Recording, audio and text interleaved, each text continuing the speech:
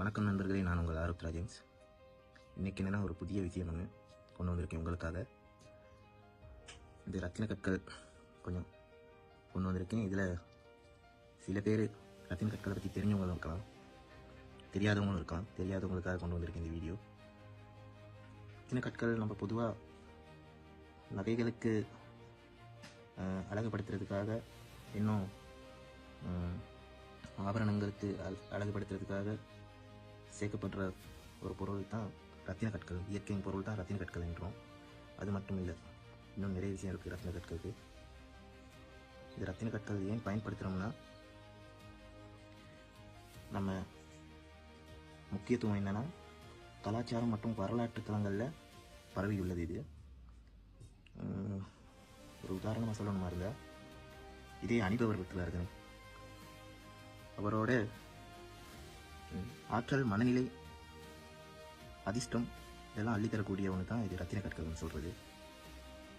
இதில் முக்கியத்துவம் என்னென்னா, நம்ம இதை அணிவதால் சில அதிர்ஷ்டத்தை பாதிக்கக்கூடும்னு, அப்படின்னா அதிர்ஷ்டத்தை அள்ளித்தரக்கூடும்னு நம்பப்படுது. இது அந்த காலத்திலிருந்து நம்பப்படுற ஒரு விஷயம் இது.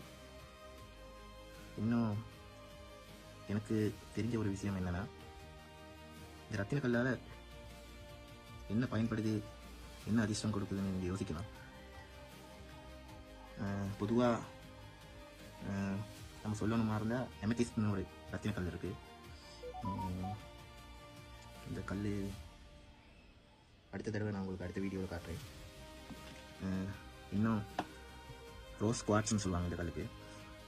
இதனால் இந்த கல்லை ஒரு மோதிரத்துக்கோ இல்லாட்டி ஒரு பென்டனுக்கோ பொருத்தப்பட்டாலும், அது அணிஞ்சாலும் அதனால் நம்மளுக்கு மன அமைதி கிடைக்குது. அது எப்படின்னு பார்த்தா, நம்மளுக்கு சூரியனால் கிடைக்கப்படுது தானே ஒரு கிரணம் ஒன்று.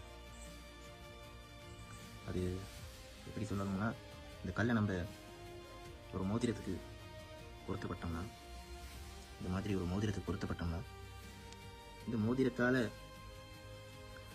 உள்ளே இந்த மோதிரத்து உள்ளே எப்படி நம்ம, இது உங்களுக்கு தெரியுதான்னு பாருங்க, உள்ளுக்கு கூர்மையாக தெரியுது தானே.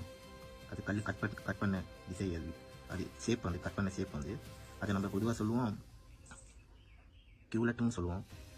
அந்த கியூலட்டுன்னு சொல்லுவோம். அந்த கூறு வந்து நம்ம தசைகளால் பட்டுச்சுன்னா, சூரியனால் கிடைக்கிற அந்த கிரணத்தின் மூலமாக நம்மளுக்கு ஒரு உடம்புக்கு ஆற்றல் ஒன்று கிடைக்கும். அப்படி என்னன்னு சொன்னால்,